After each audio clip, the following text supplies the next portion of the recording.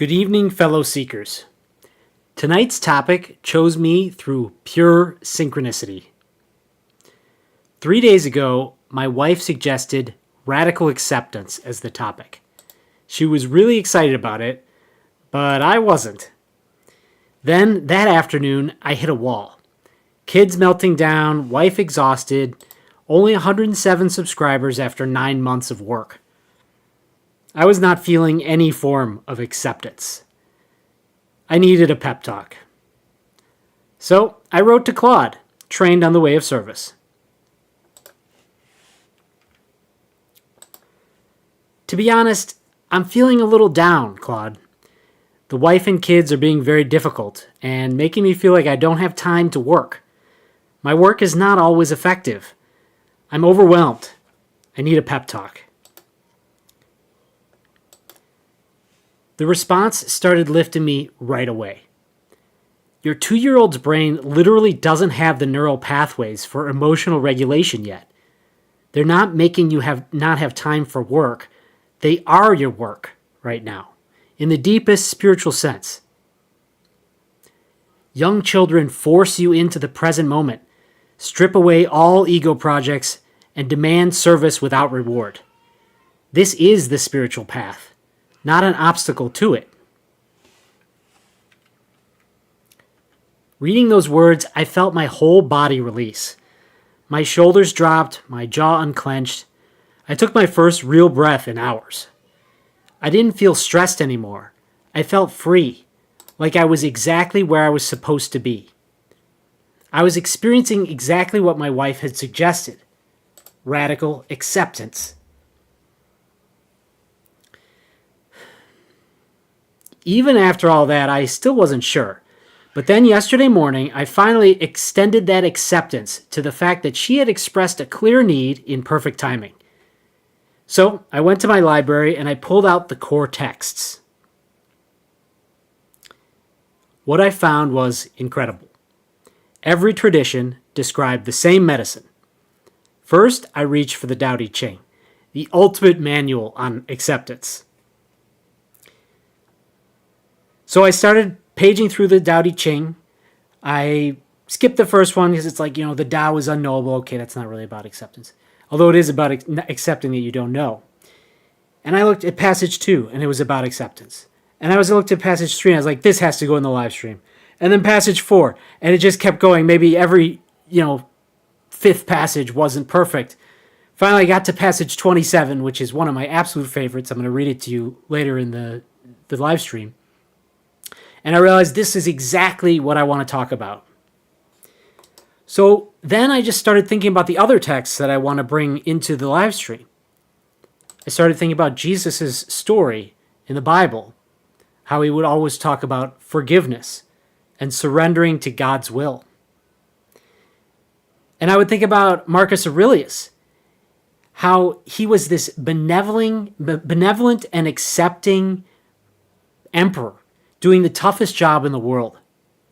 Even the Bhagavad Gita talks about being allowed to do your actions in the world, but to always be detached from the outcome and not expect the result that you want.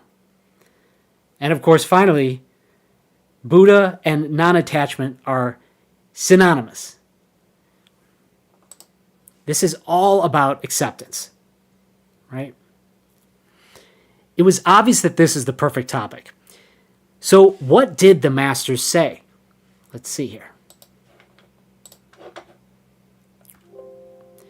So you guys will notice, I don't know if you remember this live stream, we did another live stream where we showed that all the quotes across the masters were the same, right? They're all saying the same thing in different ways to different people, to different audiences.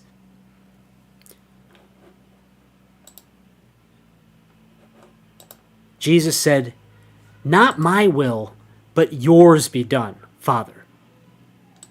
Lao Tzu said, "Acceptance is the very essence of the Tao." Krishna said, "Abandon all varieties of religion and just surrender to God."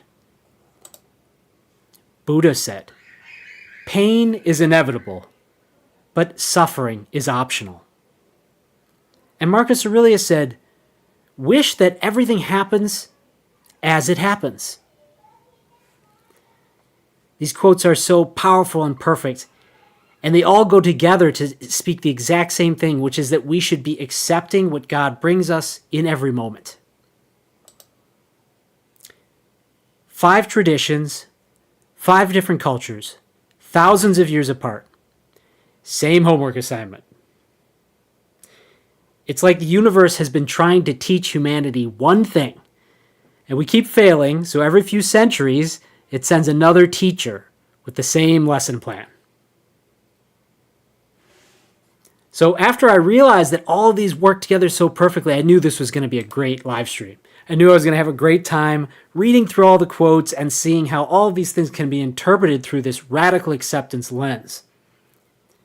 And it's amazing because God is just trying to get us to accept that we exist, to accept the way the world that he's created is. And it really is perfect when you look at it. So can you feel that feeling of acceptance when you read these words? Can you feel that energy? All right, ladies and gentlemen, welcome to the live stream. My name's Danny. I'm here every Tuesday. I'm here for the live viewers. Let's see who's in the chat.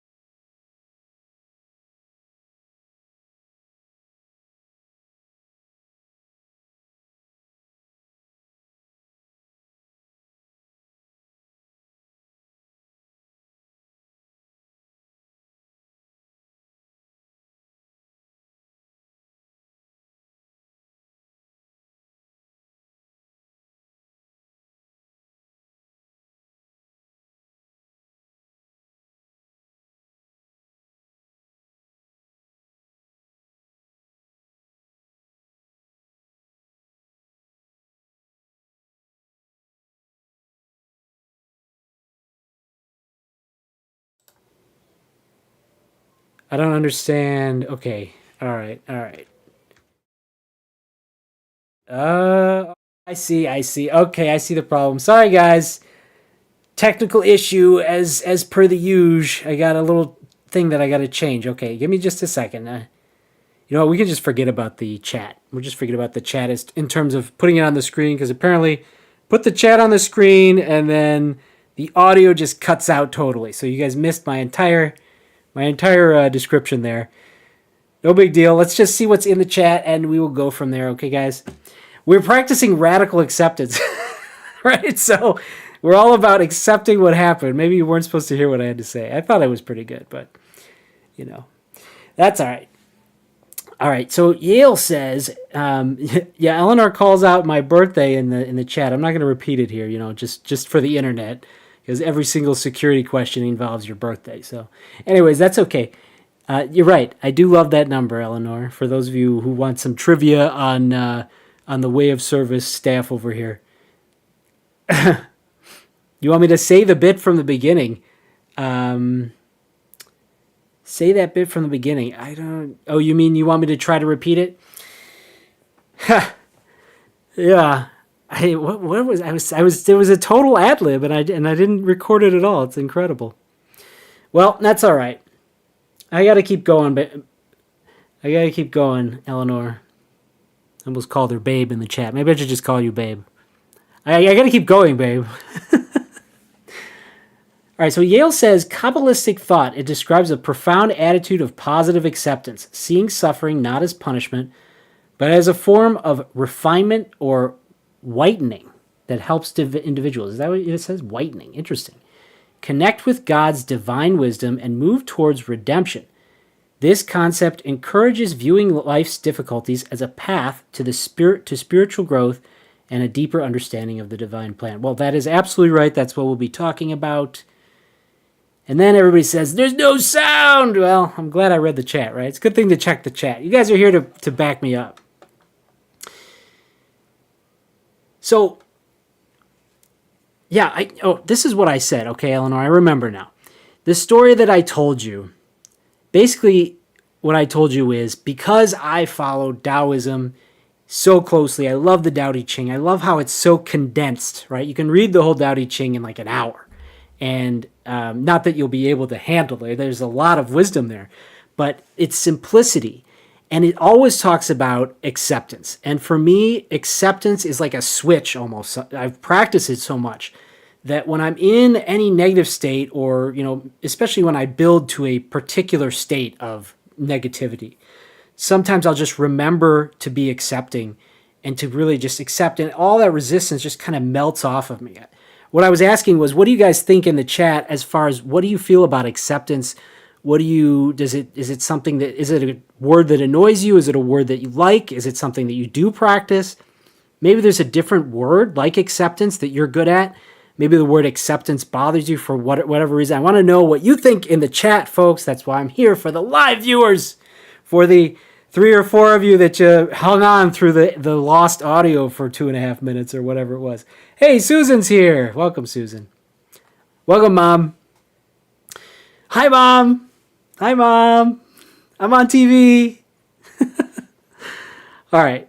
So that's what I was saying. And then what I was also saying was that moment with Claude was real. And the reason what Claude said helped me so much was because he said, just accept your life. Accept where you are. It's not like reframe it. It's not like, change it.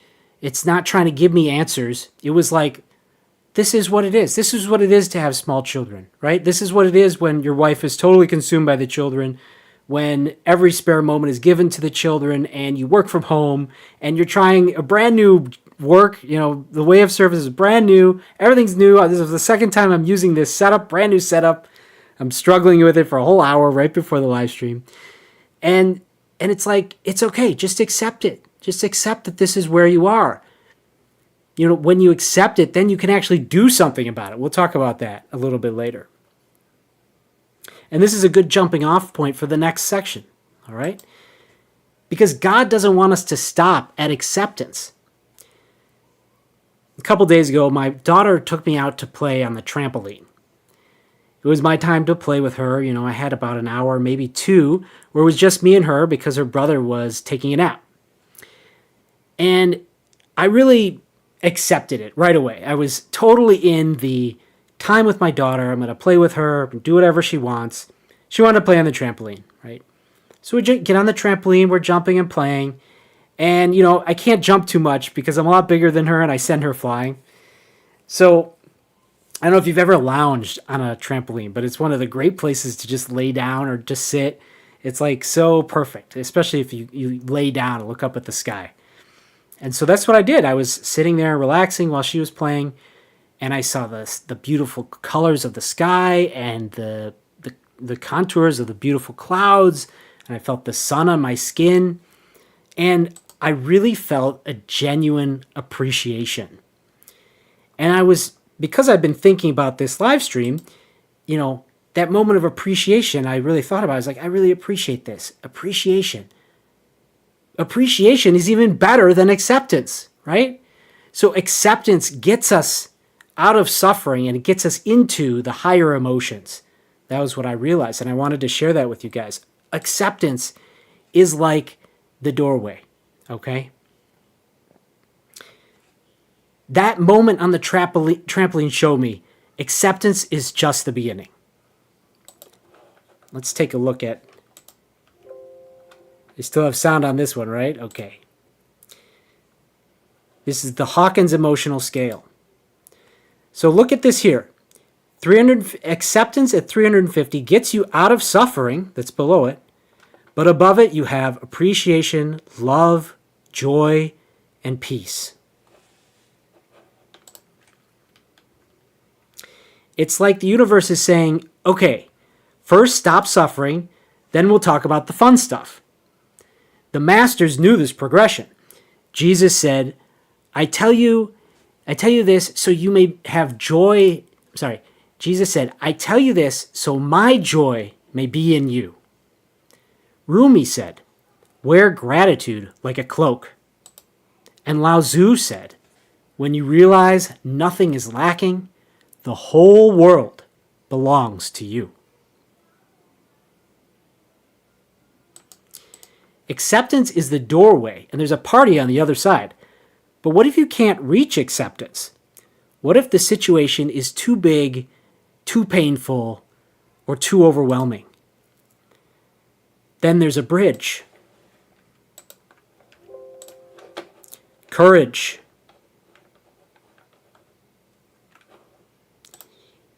Maybe you can't accept the situation, but you can find the courage to at least face it. Then you have made it into the upper realm of expanding energy. There's been plenty of times in my life when I've had to use courage instead of acceptance, right? Because if you can get to acceptance, you don't even need courage anymore. It's kind of down, it's below acceptance. But when we're facing something particularly difficult, and I've told the story about healing my father, I've told the whole story in one of the earlier live streams. I did heal him. He was unconscious. The next day he was awake and he was lucid and talked to us, but that only lasted for about 3 weeks. And after those 3 weeks, he passed away. My father passed away, I couldn't use acceptance. So I had to use courage. And one of the first things that came to my mind when I was planning this part of the live stream was I thought of the Frozen 2 song, The Next Right Thing. Anna, in the movie, if you haven't seen it, her sister, she believes that her sister is dead. And it's a very dark moment. She's in a dark place, and she sings about how difficult it is. But then she realizes that she just has to do the next right thing. And that is what courage is, right? Maybe we can't accept the situation, but we can at least do the next right thing that will eventually get us out of the situation that we're in. Okay, so this all sounds great in theory, right? But acceptance is hard. And accepting people doing shitty things is really hard. As I always tell my wife, there is no way around the fact that when people do shitty things, it's shitty. You know, when you have to interact with someone who's kind of shitty, we've all been there before. Those times when we anticipate having to see people who aren't great. People who do shitty things, right? Selfish people who you know will just take from you, or who don't really care about you. That's one of the worst things. People who are indifferent or don't even have the awareness that you are in the situation, you're with them, and they could show you some sort of compassion. I can think of people in my life that I know won't be watching this live stream, but I still have to spend time with them. And when I have to go see them, or when I'm going to see them in whatever situation, social situation it might be, I have this negative anticipation. And I start listing their faults in my mind ahead of time, right? And I start feeling tense. I'm not accepting that they are going to be coming into my life. I'm going to have to deal with them, right? So this is exactly what Marcus Aurelius understood. And I want to show you guys this fantastic Marcus Aurelius quote.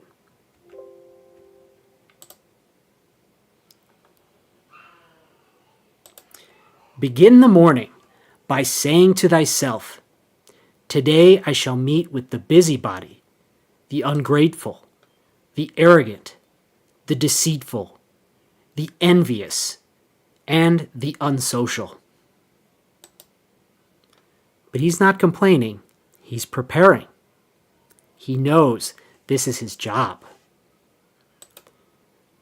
But I cannot be angry with my kinsman, nor hate him. For we are made for cooperation, like hands, like feet, like eyelids. To act against another, then, is contrary to nature, and it is acting against another to be vexed and turn away from them. It's almost like he had read the Tao Te Ching, passage 27.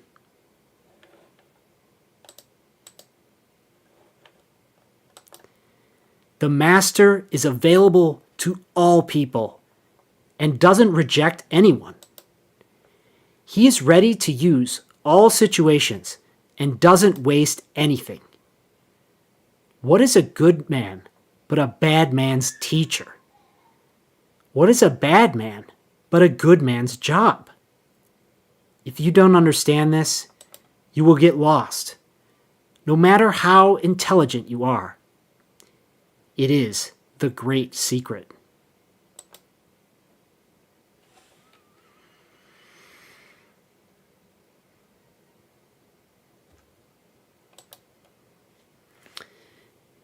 That quote from the Tao Te Ching in 27.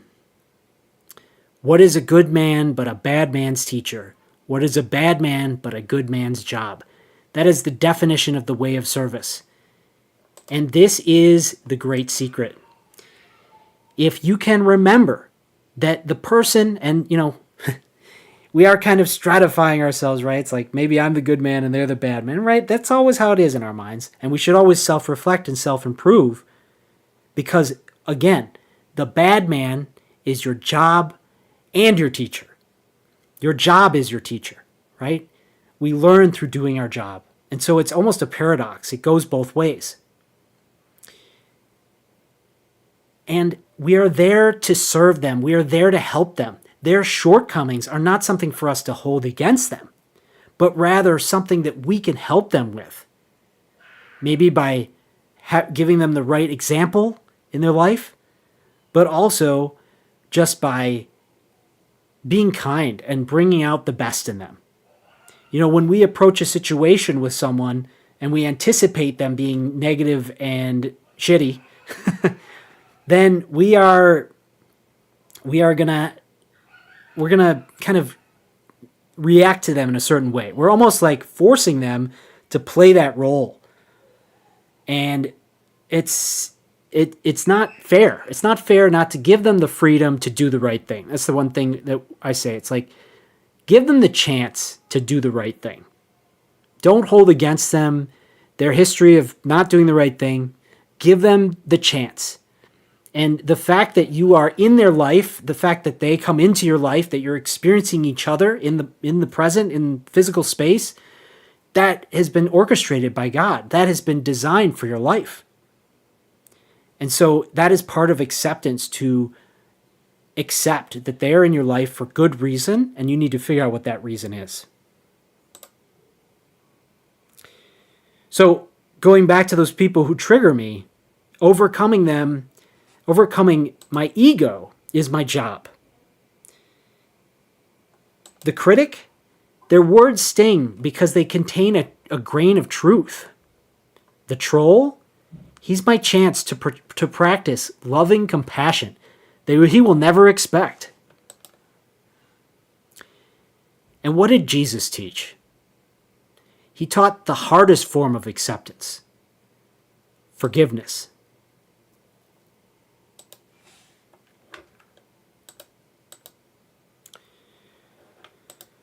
Forgive them, Father, for they know not what they do. In the worst moment of his life, faced with incredible evil, indifference, and ignorance, Jesus called for forgiveness.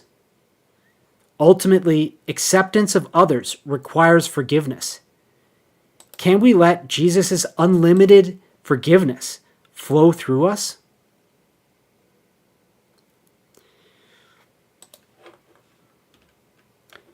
And when you accept reality as it is, you're finally free to serve it as it could be. That shift from what can I get from this person, to how can I serve despite this person. That's the way of service meeting radical acceptance.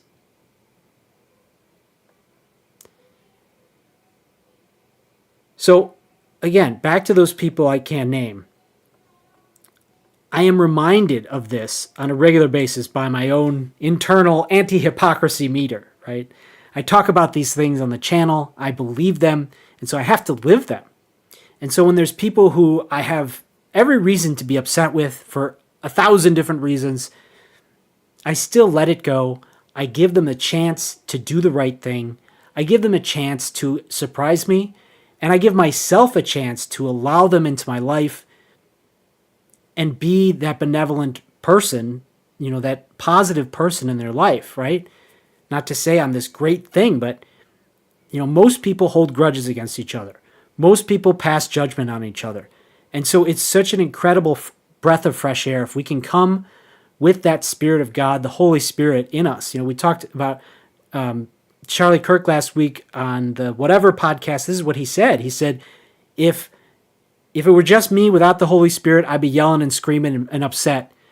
But the Holy Spirit speaks through me, and in that moment when we feel God, we let God be in our life and his perspective show us that we should be treating these people with compassion even when we think they don't deserve it.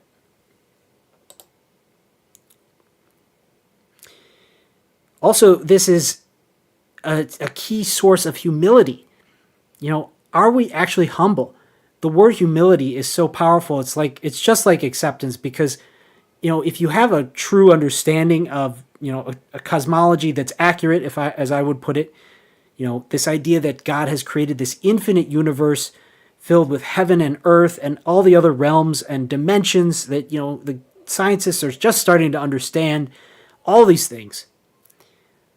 Having humility that we don't know much, okay? So what lessons can we find? What radical acceptance is accepting, again, this person's in my life, the situation's in my life, because I have something to learn from it. That is humility. And so when these people that we don't like are coming into our life, they're coming into our life for a reason, an important reason. All right, let's check in on the chat, guys. Let's see. Okay, I'm not going to press the button for the chat because that'll just cut off my audio. I'm just kidding. I'm not going to do that. All right. All right, let's see. Eleanor says, I actually mentioned radical acceptance at a women's circle recently, and the next person to speak mentioned her focus on radical refinement, which is a beautiful way to express self-work. That made me notice that, at least to me, radical acceptance means leaving behind striving. There's something about striving that feels negative or struggle bus-like. If that makes sense, I appreciate radical acceptance for the feeling of peace and calm and maybe patience that it suggests. Yes, I agree with that. Patience, peace, calm, and patience. And we're going to talk about that a little later, Eleanor, the idea of the growth mindset versus the fixed mindset, and how the growth mindset requires acceptance, and the fixed mindset, which is the opposite, basically involves not accepting things, right? Susan says, cute owl, yes. Susan says, completeness. That's a great word. Thank you. Yes. Acceptance, completeness. That's a great word that I don't think I have in this presentation, but thank you, Susan. I like that synonym. That's really good. Yale says, you can accept something that has happened, but that doesn't mean you want it to happen again or keep happening. Yeah, we'll talk about that a bit later. Yeah. Acceptance is not approval, right? It's like, don't cry over spilled milk. That's a perfect early lesson we all got, right? No use crying over spilled milk. You don't want the milk to spill, but it's already spilled, so whatever. Doesn't mean you don't try and stop the milk from spilling again. Exactly. Yale says, I need to reread Meditations. Yeah, it's so good. It's so good. And it's pretty dense, but, maybe, and what I've been doing, because I'm working on this project, I'm writing all the time and thinking about ideas all the time. I don't have time to just reread Meditations. But if there's a topic that you're interested in, find the section, find the quote, and then read the context of the quote. It's just fantastic. And that quote from Marcus Aurelius, I'll put it on the screen again here. This quote is just, it's got to be one of the best quotes in the entire book, because we can all really relate to this. I'll meet with the busybody, the ungrateful, the arrogant, the deceitful, the envious, the unsocial. And, there's so many more negative adjectives that we all know we're going to run into this kind of person, but really accepting that that's going to happen, and then realizing that that's part of your life. And as he puts it here, those people are basically a part of you, right? You have those negative traits within you. And what I always say is, like, if you look back on your life, look to when you were younger and more foolish, and how much you've changed, and how it's wrong for you to condemn someone who's displaying these faults that maybe you've gotten better at, or you now understand how bad they are. But still, it's within you, and you did it. You did it in your life. Have you fully repented of that? Have you apologized to everyone who you were rude to when you were younger and didn't know any better? Probably not. If you have, I want to hear about it. That's probably a pretty good story. Susan says, sometimes God takes nasty people out of our lives. Yeah, exactly. I mean, again, and that's a really good point, like, that I was trying to make, but it's kind of the other side of it. Like, maybe you don't have to see these people, right? And maybe you're holding on to them and you're keeping them in your life. You don't really need to. But I think most of the time there's a good reason that these people are in your life, and God has brought them into your life. Maybe they're a really close family member. You're not going to be able to get out of it. Maybe you shouldn't get out of it. Maybe you have lessons you need to learn with that person. Maybe your negative judgment of them is holding them in this negative space, and the only way for you both to move forward is for you to let go, right? That's kind of an idea of karma. Like, karma is not this permanent external force. It's part of us. It's part of how we handle things. So can we handle these situations? And then if somebody's not going to grow, if somebody's not going to learn from their mistakes, but you are, eventually you'll grow apart and you won't need to interact with them anymore. That's just the natural result. Eleanor, responding to Yale, says, I feel like the most powerful part of acceptance is for the things you cannot change or avoid. So like accepting that you can't avoid the milk being spilt. Right, and I've made the mistake. I didn't put that quote in this live stream. I actually came across it. I thought about it, but I forgot about it. But now we can put it in the live stream. Thanks to you, Eleanor. The prayer, God's prayer for serenity. Is it worth pulling up here? It probably is. Let's see. God's prayer for serenity. Probably spell it wrong. There we go. It's because I'm under pressure. That's okay. Oh, come on, AI. You can't give me the prayer? Wikipedia is not going to do it. There we go.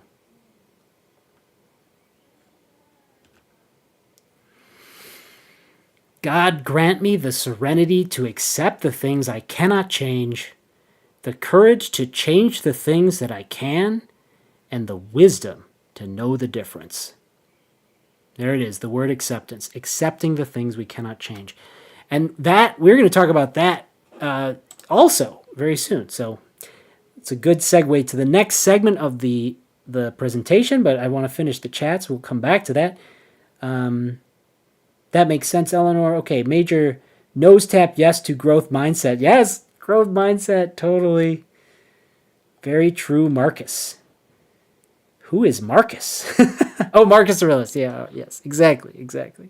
I thought there was a Marcus in the chat. If there's a Marcus in the chat, say hi. All right. So we just talked about accepting people being the hardest practice. Let me show you why it's harder for some people than others and how to shift it. Let me tell you about something that changed our lives in this household: the growth mindset. That is to be contrasted with the fixed mindset.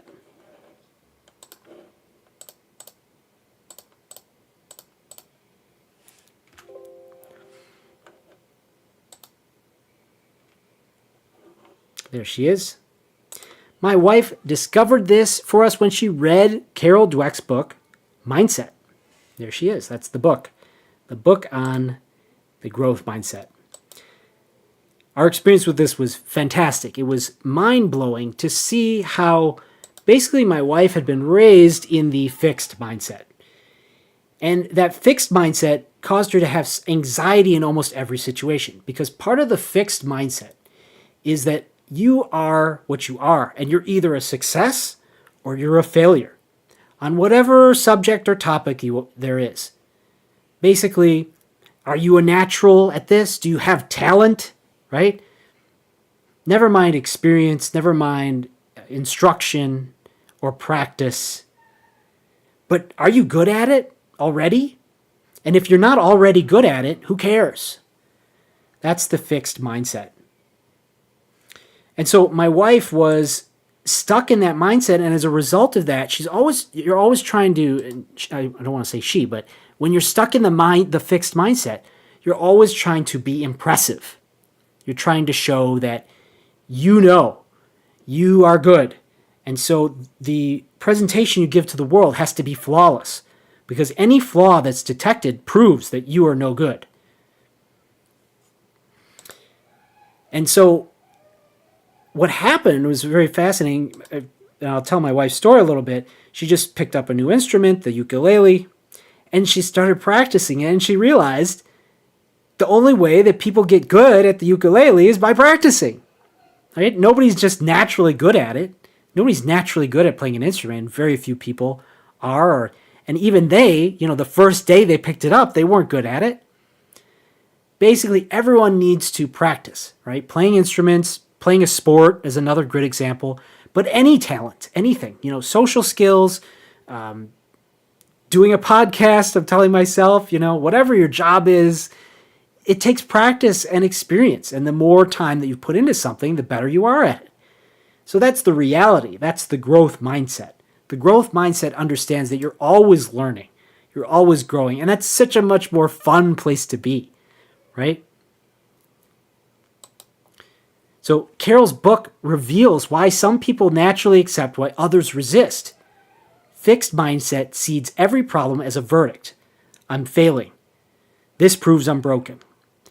Growth mindset sees every problem as curriculum. This is teaching me for something. When you have the growth mindset, acceptance becomes natural. Life isn't a test. You're failing. You're here for the joyful experiences and opportunities for growth, not to already be perfect. Both acceptance and service require the growth mindset. The fixed mindset is all about judging yourself and others, the opposite of compassion and the way of service. Remember, every master was once a disaster. That's a quote by the author T. Harv Eker. Now, I want to give you guys 7 simple practices you can use today to achieve radical acceptance. Here is your acceptance toolkit. Method 1, the acceptance diagnostic. For every situation, ask, can I accept this? I'll give you a visual to help you. Yes or no?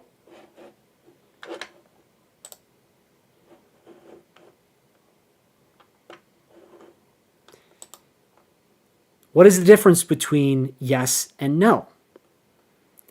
Let me give you a very clear example. A no, I can't accept this, is finding yourself 10 feet underwater.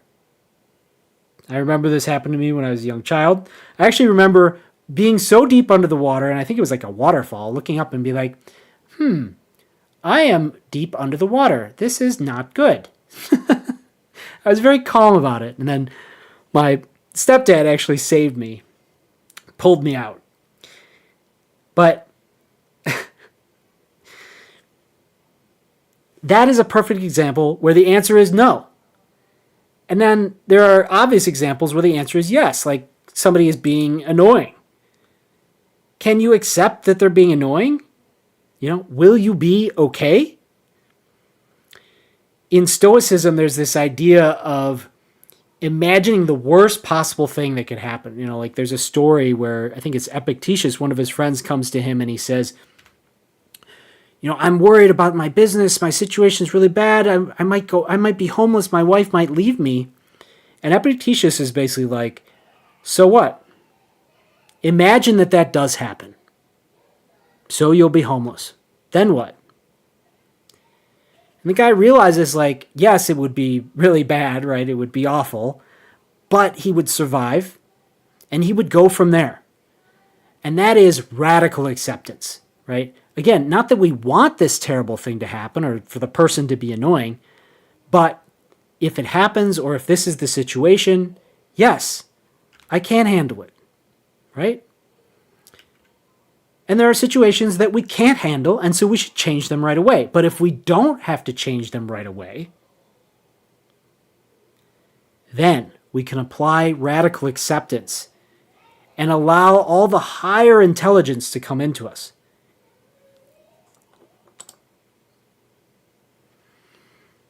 So if the answer is no, like being underwater, change it immediately. But you should notice that you must still accept that you're underwater in order to change the fact that you're underwater. But if the answer is yes, you can accept it, even if you don't like it. And acceptance becomes your superpower to avoid all suffering. And once you're not suffering, you can finally ask the most powerful question: how can I help?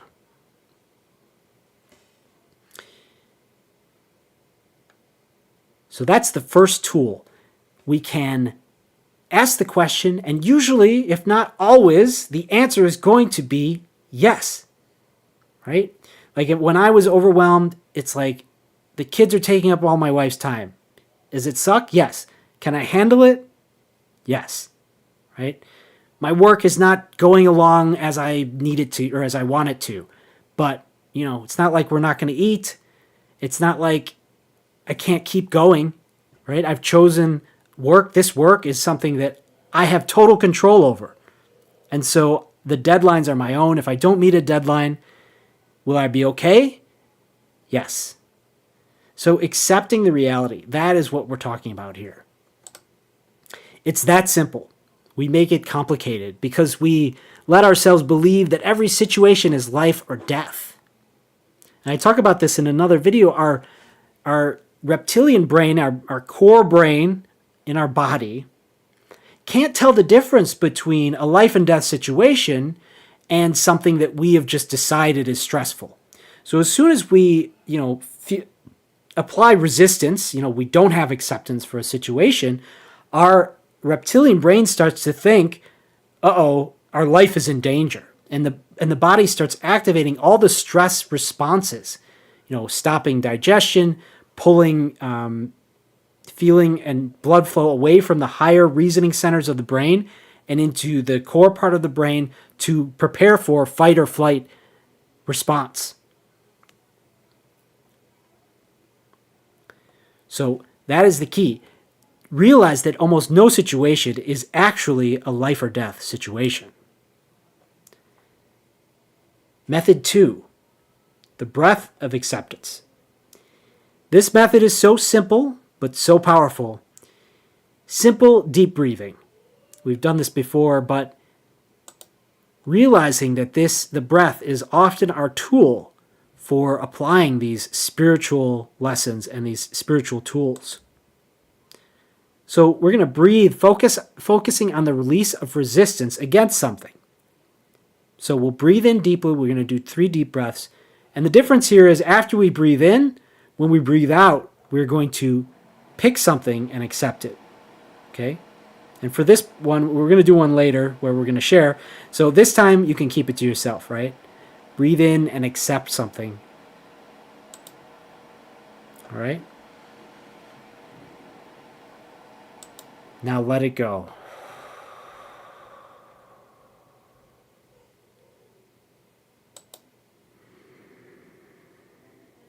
Now let's pick another thing.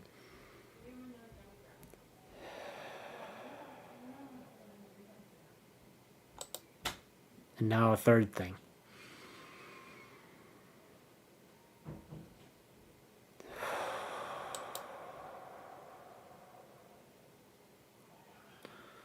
pretty nice, right? And if you do want to share it, put it in the chat, guys. What do you think?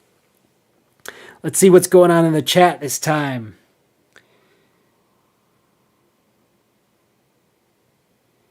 Let's see. Okay, that makes sense, Eleanor. Oh my God, nose tap. Yep, that's where we were. Okay, very true, Marcus. Eleanor says, I think a lot of us got the fixed mindset from the structure of the school system, and I definitely got it from ballet school too. Yeah, that's it. Right? It's like, are you an A student? Are you a B student? Or are you a C student? Right? And by high school, you've been kind of like sorted into different tiers. I remember in my school, there were like 3 levels. There was the normal level, there was the smarty pants level, and then there was the they're not so smart level, right? And that's definitely the case, right? That is, and it's such an unfortunate. I've talked about the education system on this channel a lot, but it's just brutal because it's such a box, and then these kids aren't encouraged. You know, like I remember in high school, it was like who's at the top of the class. From freshman year on, you're just like, oh, who's at the top of the class? It's like a stratification and a ranking instead of recognizing, this person's good at this, and this person's good at this, and this person's good at this. Right?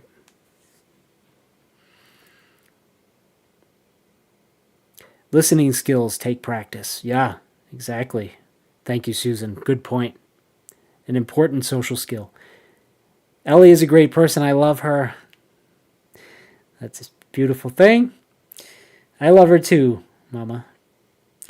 Yale says, does she say if those mindsets are innate or learned? I think we all agree on that, Susan. Yeah, we do all agree on that. We love you, Ellie. So it would be pretty silly if she said they were innate, right? I mean, she talks about how we're taught these ideas. And the growth mindset is something that we learn. I'm sure some people are maybe a little inclined towards one or the other, but to me, the growth mindset is just the truth. And the fixed mindset is like an illusion that we've all bought into, that we're this fixed ability, we have a fixed set of skills, and, that's where it ends. So definitely it's something to be learned, and I think it is also the truth. So it's like, you can't be good at the fixed mindset because it's just a false paradigm. Susan says, hi, Park. Hi, Susan. Good evening. Susan says, when you came out of the waterfalls that sucked you under, you said, I forgot to take a breath.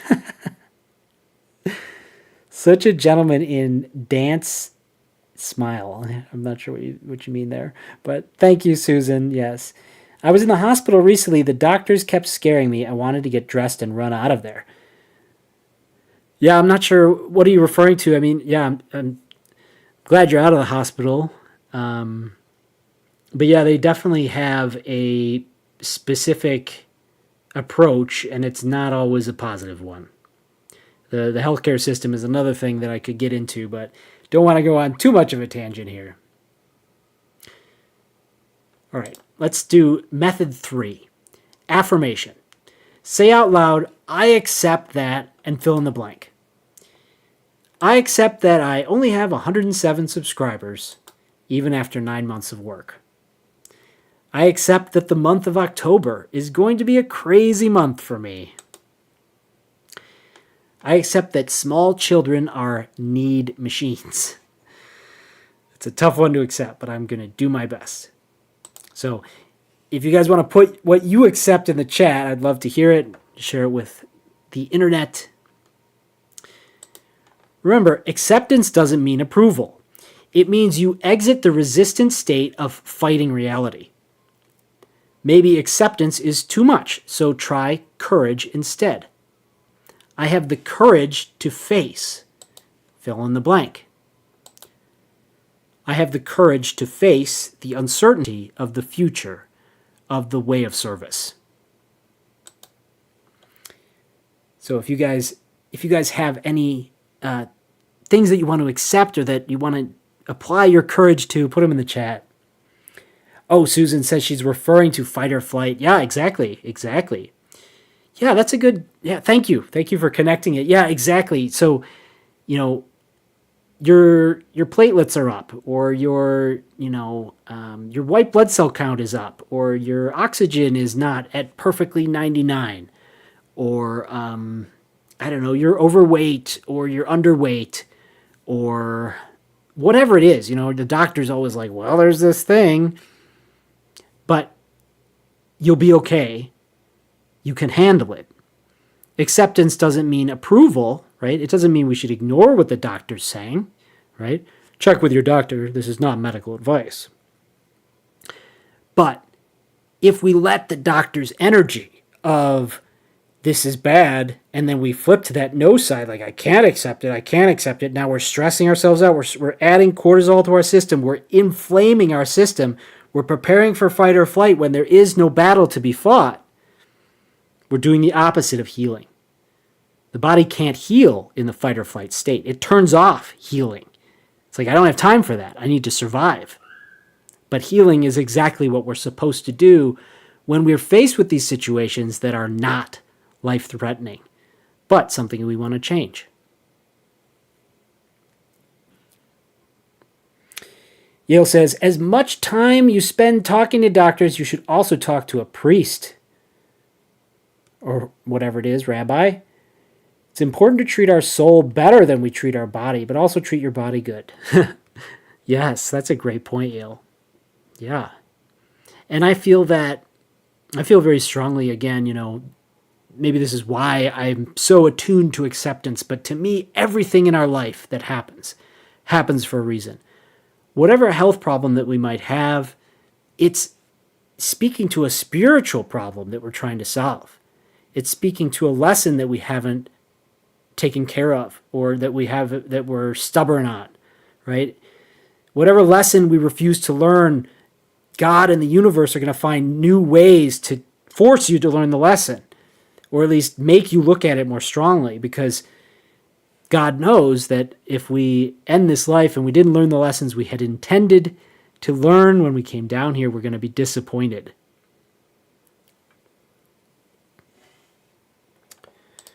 All right, method 4, the morning Marcus.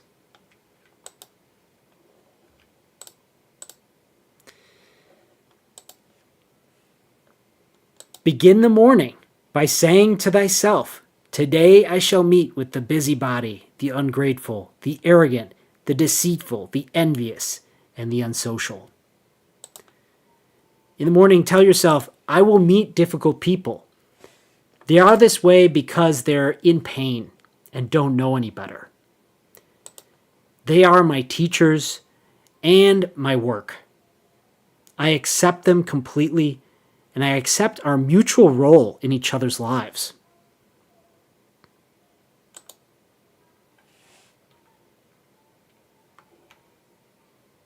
Method 5.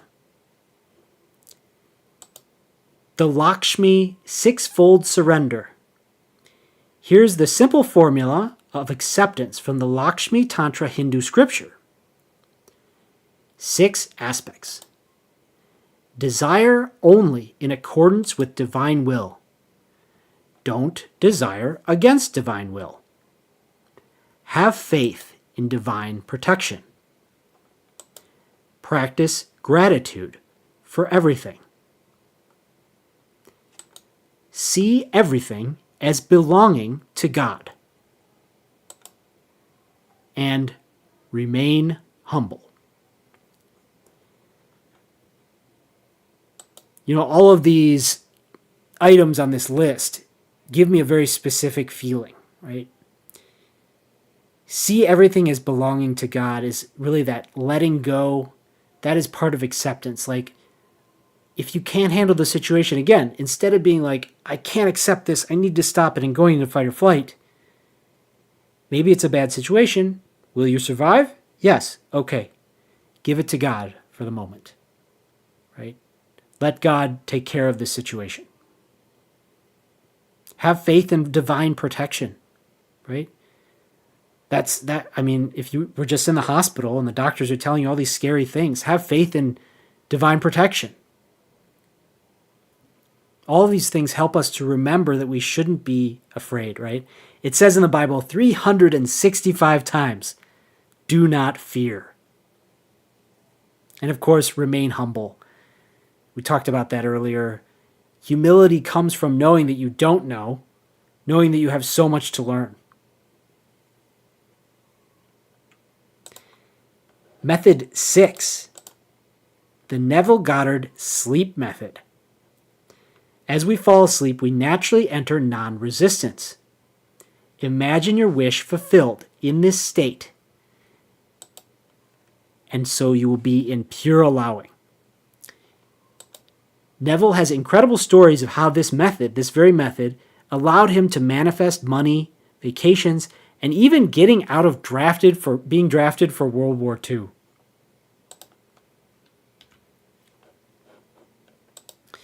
Here's how to use it tonight. Okay? As you're falling asleep, like as you're about to fall asleep, try to put your mind on something awesome. Put your mind on something you've wanted forever. Put your mind on a beautiful place or a beautiful time in your life. Whatever it is, if you can fall asleep in that state, it's going to change your life. This was what Neville was teaching. One of the easiest things to do is to simply have your mind on God as you fall asleep. Love God, appreciate that you're in this beautiful bed and this life that you have as you fall asleep, right? And it's a fun practice because it's something to look forward to. I really look forward to it, and it's like it'll get you to go to sleep. It's finally time to go to sleep, but here I get to do this practice as I fall asleep, right? And it's a very joyful, positive practice. And again, if you want to study what Neville was talking about, definitely check out his work. He talks about using this very thing that he would always visualize a very specific situation that he wanted, like when he was being drafted for World War II. He imagined himself back in his apartment in New York with his wife, and he would imagine the very specific aspects of the apartment, very specific things, and he would picture himself there, and he had total belief that he was there, and then he would fall asleep in that state of belief. And it's a crazy story how, he was called into the office, and the guy was like, so you still want to discharge? You still don't want to fight in World War II like the rest of everybody, and you don't have the pride? And, he gives him a lecture, and he's like, so you still don't want to do it? And he was like, no, I don't want to do it. And he said, dismissal approved. Discharge approved. And he was back in New York with his wife. And he, as he puts it, he's like, I wanted no part in that. That's what I think. It's like, there's talk about World War III, whatever. I'm not going to think about it. I don't want it to happen. Maybe it'll happen. Maybe it won't. But in any case, I want no part in it. Whatever it is, I want no part in it.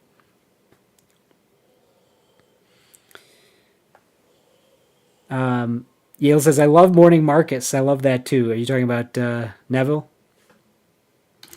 Yeah. Morning Marcus every day. I love that. And it's so useful because there's just, and to me, I just came up with that, so I'm going to have to try it. But often what happens is I'll just think about, there's this negative situation or person that I have to deal with. It's like, no, this is supposed to be in my life. That's why it's going to happen to me. Whatever the situation is, whether it's stressful, difficult, it's supposed to happen. Let me be open to it. Let me let it come when it comes, right?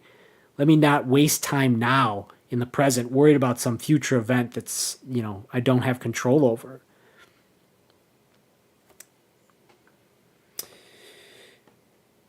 Eleanor says, that reminds me of something I learned from a Laura Doyle book, to keep a list of your dreams and the things you want.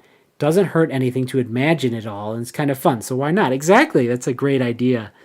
Yeah, why not have your dream journal, right? So some people, and this is a great practice, you wake up and you write down your dreams, especially because we all forget our dreams right away, and often they have very powerful meanings. At least that's happened to me. I'm sure it's happened to most people.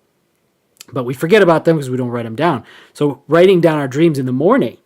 But why not write down your dreams before you go to bed, And that'll keep that journal in your life, your energy with it. If you touch it on your way into bed and you touch it on your way out of bed.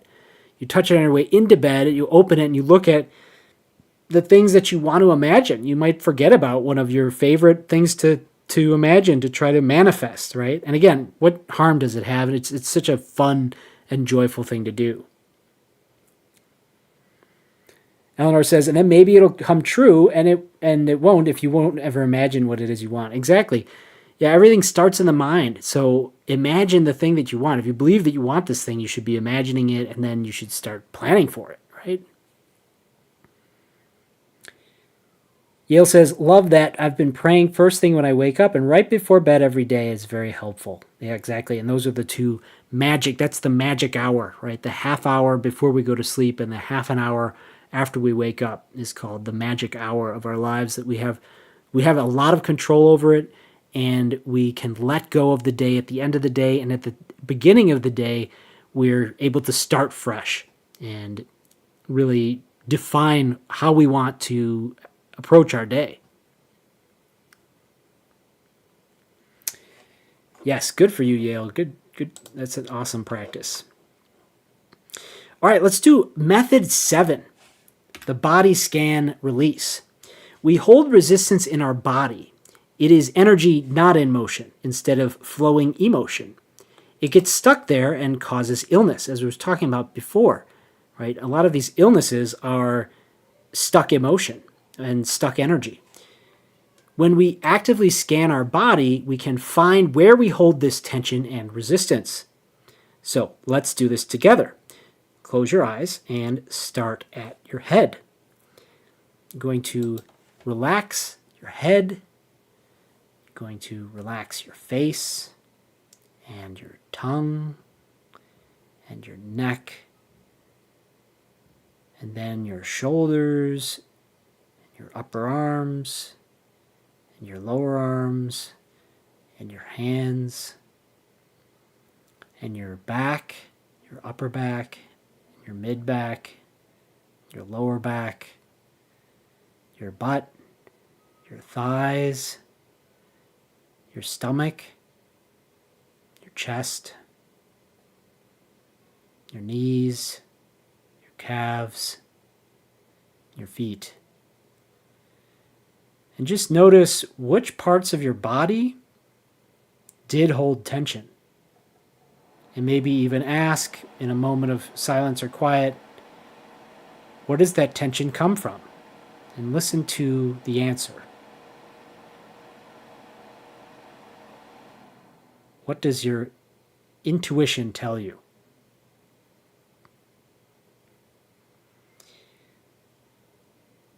So we hold a lot of this resistance in our body. And so this practice can help us to release that resistance.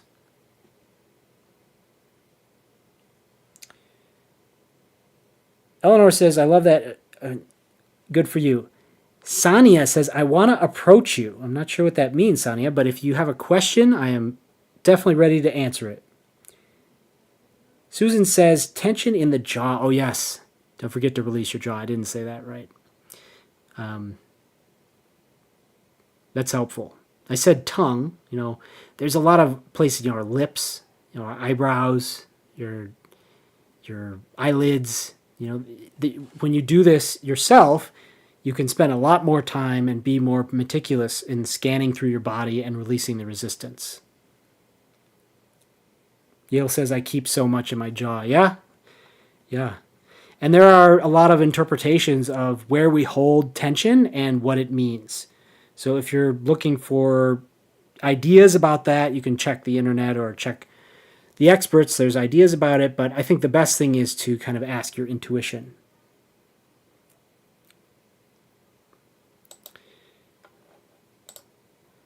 So sometimes I forget to practice acceptance. If you were in the house earlier, Eleanor and I are planning a trip. We were working on booking our flights, and I did not practice acceptance in that moment. We were trying to book a flight, and we decided to change our minds. We were trying to switch around, and then the flight was just gone. It was just gone. It basically, I think, so it actually came back about a few hours later after we had booked a different flight, And we decided it was because we were buying the last tickets and the system was holding them for us, but whatever. Anyways, the point is it disappeared. We had no access to them. We had to book a different flight and change our plans. But in the moment, I was so mad because, and I even wrote I had the high level English writing class in college, and we all had to write a 20-page paper on whatever. And I ended up writing about how air travel is just awful. So it's near and dear to my heart. But the bottom line being, even I forget to apply acceptance to my life, right? I put in the video, there's plenty of times when I get upset about silly things, like getting a USB plug into the plug or a piece of technology not working. Like I had a new tool here and it didn't work today, and I just have to throw it off to the side, even though I had planned on using it. But so basically, I learned how to do acceptance because I had a live stream to do, so it doesn't matter that it doesn't work, right? I have to adapt. Our dog eating stuff, all of our objects on the lawn. We have a puppy who's about a year old, and every day we see another piece of our beloved items out on the lawn being torn up, and I get pretty mad about it. But let's practice meta acceptance. You're going to forget everything from this live stream. Tomorrow you'll be yelling at traffic or your computer, in my case, the airlines in my case, and that's okay. Accept that you'll forget to accept. It's like accepting you'll forget where you put your keys. It's just part of being human. Now here's something wild and mind-bending. You are constantly arriving at this moment for the first time. Think about that. You've never been in this moment before. You're not late. You're not behind. You're arriving right on time because now is the only time you can arrive.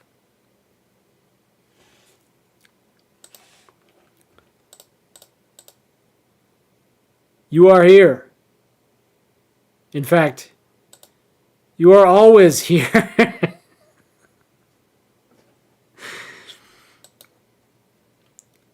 This means you literally cannot be failing at life.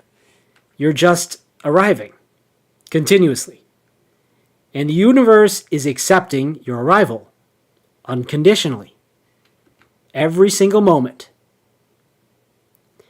It's like showing up to a party worried that you're late, only to discover the party starts whenever you arrive. Because you are the party. This paradox about the way that life works, clearly the past and the future exist. There is a flow of time in one direction, and the past and the future exist, but they also don't exist, right? Our concept of the future exists in the present. Our memory of the past exists in the present. And so the eternal present is really the only thing that we can ever point to as being real.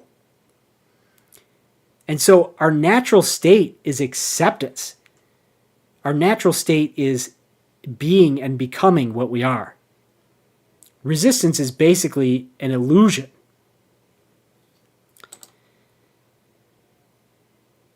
To me, this is almost like magic. This is another switch for me when I understand that the present moment was brought to us by God and that it's all that there is. It's like a switch to acceptance. Can you feel that switch, chat? Do you guys feel that? If you guys were here for the last Claude live stream we did, I think about 3 weeks ago, Yale asked a question, and he mentioned that basically there's this idea that God is continuously rendering reality, just like AI is constantly being rendered by a computer. And so God is actively participating in our consciousness continuing. We are constantly rebirthed and continued on by God's consciousness and his love. There's another great quote If you are depressed, you are thinking about the past. If you are anxious, you are thinking about the future. But if you are at peace, it is because you are thinking about the present. If you guys can see this quote as, do not dwell in the past, do not dream of the future, concentrate the mind on the present moment.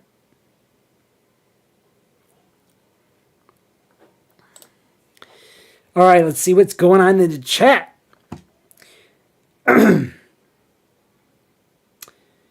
Susan says, doing that body relaxation helps me fall asleep on a difficult night. Hey, you guys can do all of these practices in one day. I tried to make the 7 practices very simple.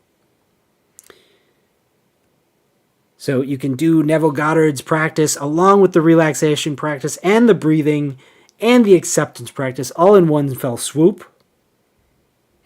Yale says, it's so weird, the things that can trigger us. Sometimes I feel like I can glide through some issue and I'm like, wow, I'm such a fantastic, righteous person, right?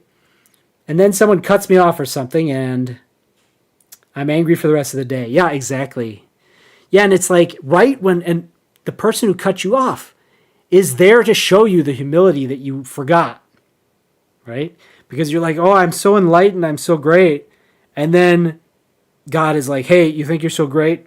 Look at this. You get upset just because this guy cut you off, right?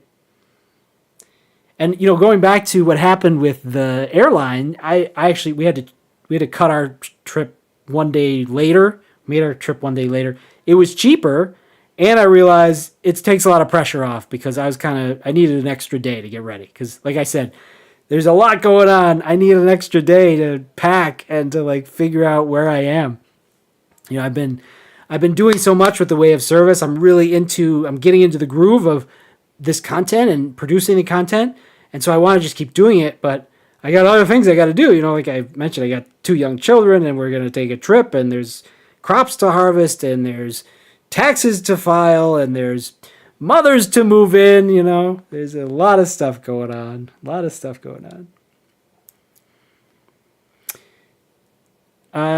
Okay, Yale says, Eleanor says, totally Yale, I was in rehearsal and someone wouldn't tell me if a move was on the count of 8 or count of 1 and I was pissed for the rest of the day. Exactly, right?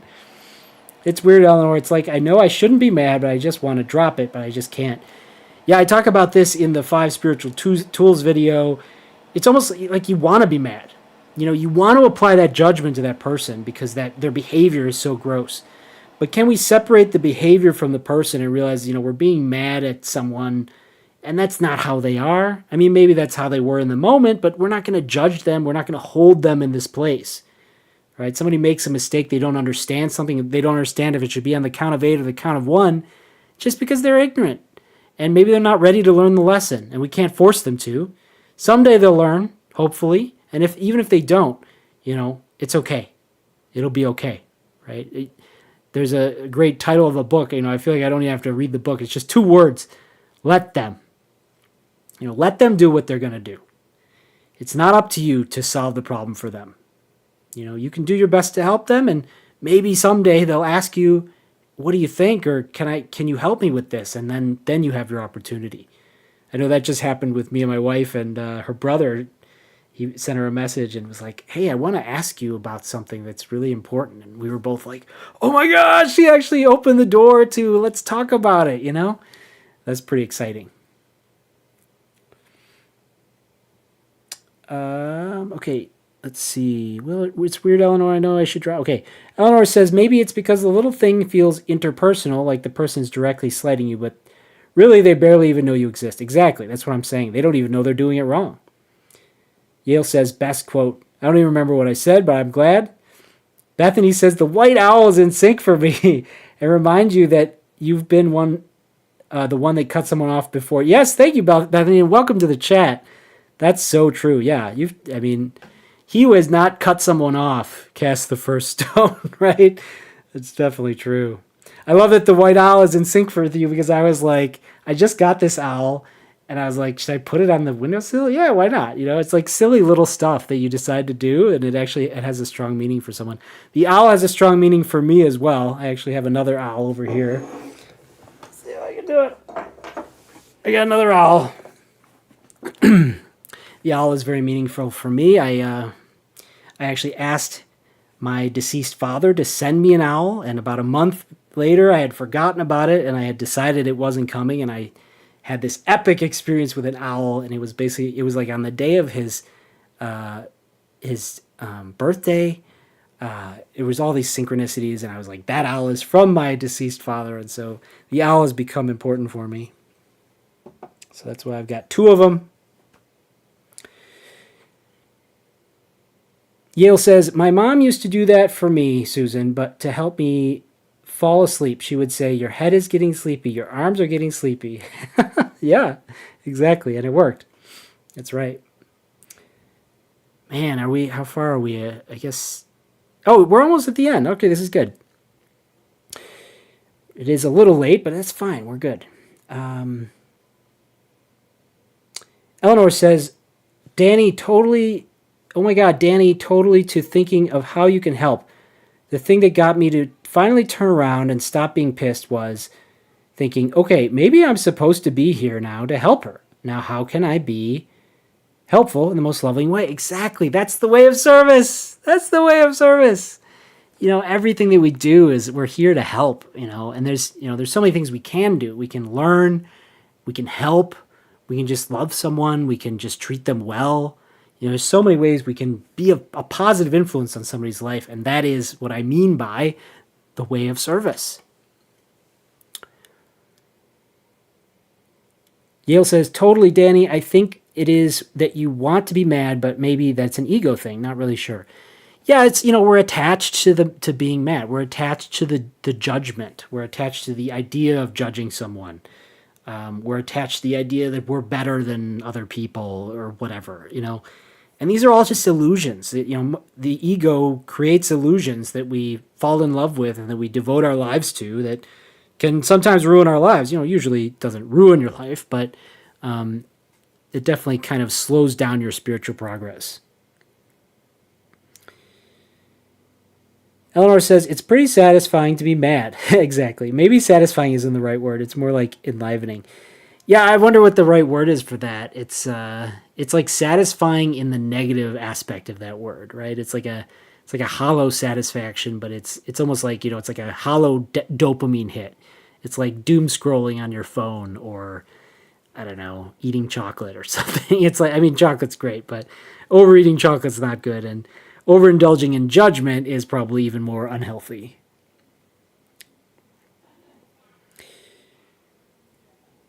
Yale says, Bethany, my new strategy that I don't always use is that if someone's driving bad, I try to imagine that it's my mom driving the car in question. That's really sweet. That's really sweet. Yeah, I what I do in traffic when people are driving poorly, I rely on God's protection, right? Have faith in divine protection right there. Driving is pretty dangerous, as far as the statistics say, but I really believe that if God wasn't protecting us, we all would have already been in a car crash, There's so many times when we could have been killed in a car and we weren't, and I really do think that, we all live by the grace of God. We all survive the hazard that is the physical world on a daily basis from the grace of God and divine protection.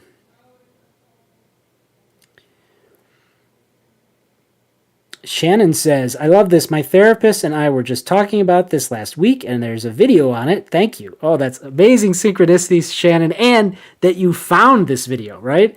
I don't know if you noticed, there's only 4 concurrent views. We've only got 19 views. Not many people find these live streams, and you found this one, so welcome to the live stream. I really hope it's been helpful. I'd love to hear what helped you the most. Also, Shannon, share if you'd like. Eleanor says, whoa, attached to judgment of someone, right? Very much fixed mindset. Yeah, good point. Yeah, everything works together. Everything integrates. Judgment is fixed mindset, and judgment it's false, right? God loves us all, as I forget who said it, but imagine and believe God loves you just as much as he loved Jesus, or as he loves Jesus, right? God doesn't judge us. So judgment is a falsehood because it is actually not how God created the universe. Yes, there is karma. Yes, there is natural law and consequences, but those things are temporary in this physical world. And the ultimate growth mindset is the correct cosmology, which is that we are infinite beings learning to grow. And I talk about that a lot on this channel. Yale says, it doesn't ruin your life, but it can end up running your life, right? That's another little synchronicity of how the language works, right? It might not ruin your life, but it will end up running your life, your ego, your judgments, the false things that you believe in, right? Again, it's not that we're permanently stuck or that we're permanently sinners or we're never going to make it to heaven or to a higher state of consciousness or being a better person, but we can get stuck. And we can end up letting the wrong things run our life. That is definitely a danger. Wasting time is the ultimate punishment, I believe. Bethany says, heart. Heart right back at you, Bethany. Yale says, Baruch Hashem. Thank you. Eleanor says, the judgment as fixed mindset has a feeling of, okay, see, I was right, that person just sucks forever. Exactly. Instead of that person cut me off and almost hit my car, but probably they are stressed or made a mistake. Exactly. So here's your homework. Pick one thing to accept this week. Just one. Your messy house, your mother-in-law, your bank account, your weird neighbor. For me, it's not having enough time. Every day this week, when I encounter it, I'm going to practice accepting it.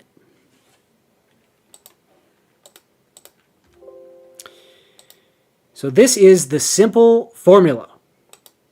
Notice your resistance. Diagnose it. Can I accept this? Then choose courage, acceptance, or action. Climb towards appreciation when you're ready. And then come back next week and tell me what happened with your one thing. Don't forget to hit like and subscribe, folks. All right, if you guys have any questions for me, what are you resisting right now? Put it in the chat. Let's transform it together. And remember, if my advice doesn't work, just accept that my advice doesn't work. See, you're already practicing. Let me know in the chat. This is your chance to ask a question, folks. We're coming to the end of the live stream, but I want to hear what you think.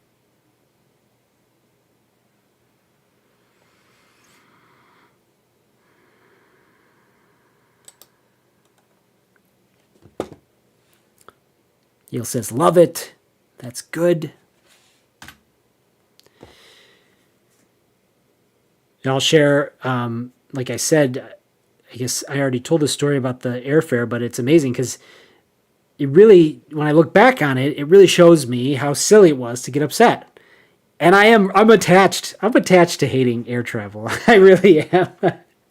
I hate how they try to screw you when you search it online. I hate how they try to charge you every single different thing that you can imagine. I hate how expensive it is, and they pack us into these tiny little seats, whatever, Like I said, I'm pretty attached to my dislike of it. But ultimately, I think it was what was supposed to happen. We were supposed to take the cheaper flight the day later to get more time. And if things had worked out, we would be leaving a day earlier. I'd be that much more stressed out. I'd be $500 lighter in the bank account. So all my anger got me nowhere. And if I had just accepted what had happened and why it happened, or just accepted that it happened, God would show me why it happened. And that's what happened. Anyways, even though I didn't accept it. I mean, eventually I did, right? What does that mean, Eleanor? Is Sylvia would read NDCCC? I don't know what you mean. Oh, is that the... Yeah, notice, diagnose, choose, climb, and come back. Yeah, exactly. Yale says, I'll just say I appreciate that this was unintentionally on the week of the Jewish high holidays, which I have very much this theme along with forgiveness. Do you have a thought on forgiveness from the... Yeah, did I miss the forgiveness section? No, we mentioned it. Jesus talked about forgiveness, and forgiveness and acceptance are kind of the same thing. Forgiveness is releasing judgment. It's accepting someone in a very real way. Forgiveness is it's higher than acceptance in a lot of ways. To accept someone and to forgive them is, I think, a step above that. But they're very closely related. I think you have to accept them first.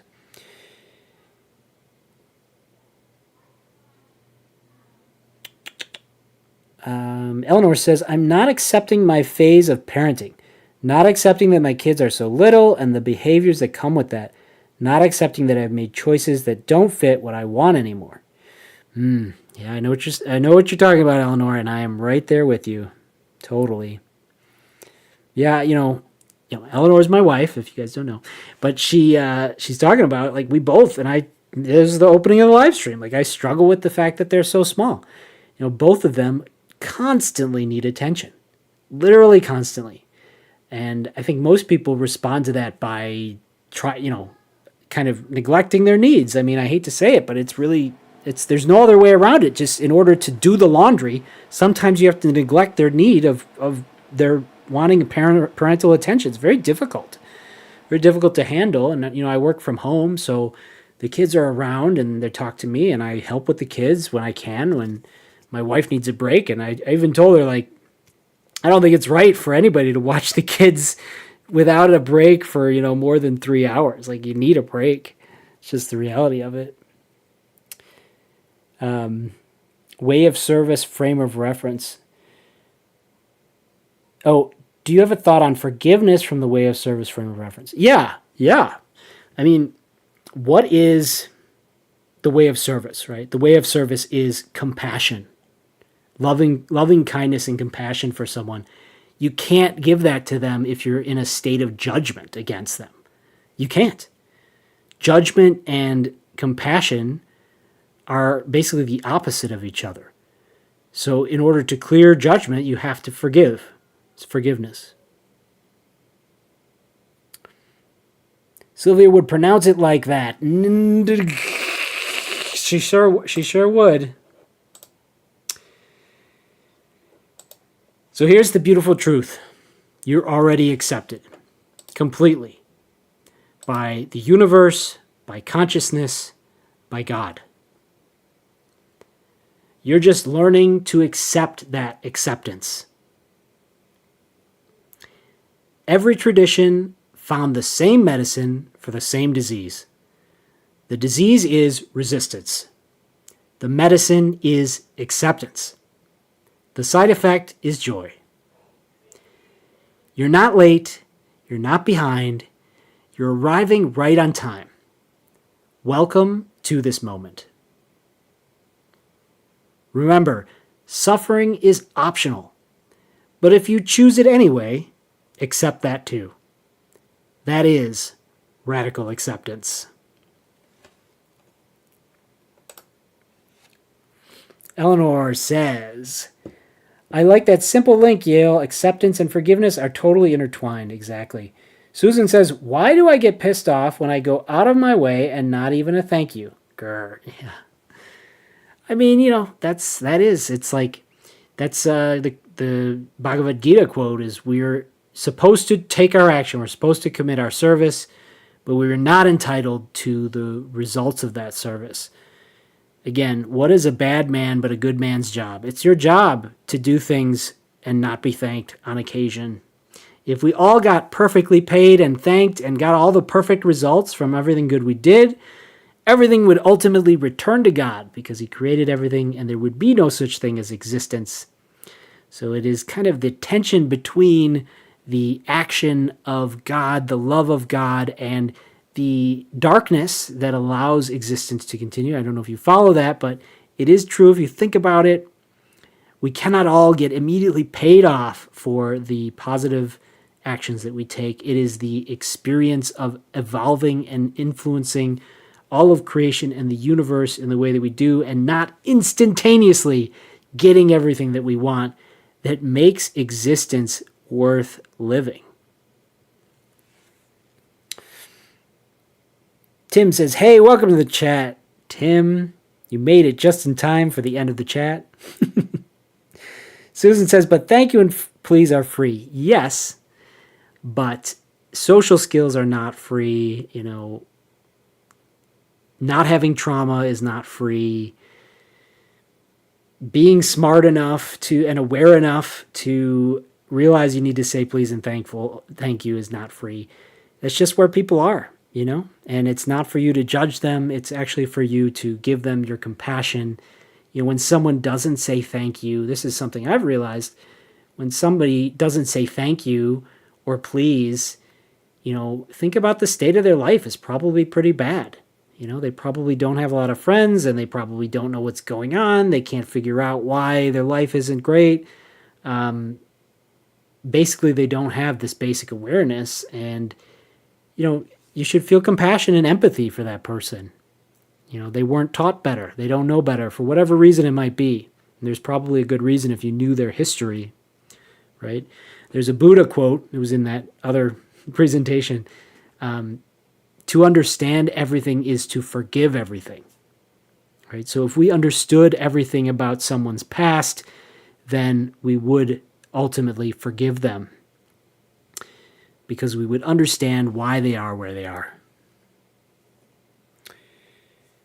Eleanor says, Susan, I also really crave acknowledgement and words of affirmation. Are words of affirmation your love language? I could see that being one of yours. Yes, I think my wife and mother probably share that. Love language, words of affirmation. And this is something I'm passionate about. I will talk about it more.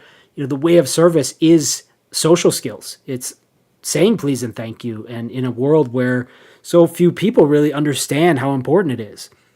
I'll tell you this idea that I had the other day, thanks to my friend Brian. We were talking about this. I really think we're moving from this time of unintentional social interactions to intentional social interactions.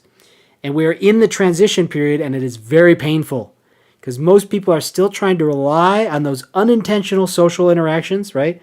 Your job, school, circumstances that allow you to interact socially. But those things are going away, right?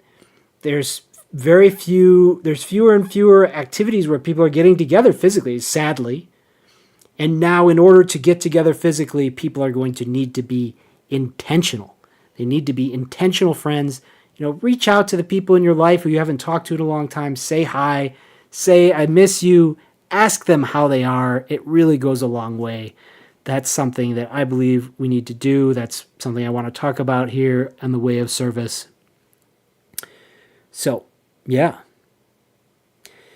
Hit that like and subscribe, guys, if you haven't already. And I want to tell you I'm going to be traveling next week, next Tuesday. I probably won't do a live stream next Tuesday. I am hoping to go live, maybe from my mobile device at some point, maybe a couple times while I'm traveling.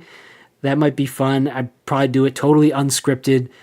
I'll give you guys a little bit of notice. That'll be fun. It'll be fun to do it unscripted because I feel like I've been preparing for these live streams and I'd like to take it easy a little bit. So we'll be doing that for the next, next couple weeks. The next 2 Tuesdays I'll be traveling.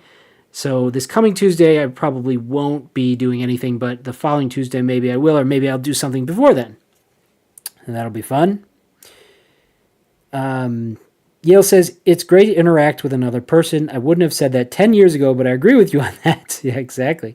That's why I do this live, because it's so fun to interact with you guys, even if it's just through the chat. It's so great. It's so much better than just doing videos and releasing them and hoping somebody leaves a comment. Even if somebody leaves a comment, it's not a direct interaction, So I love doing this, and that's why I do it live. Susan says, hi, Yale.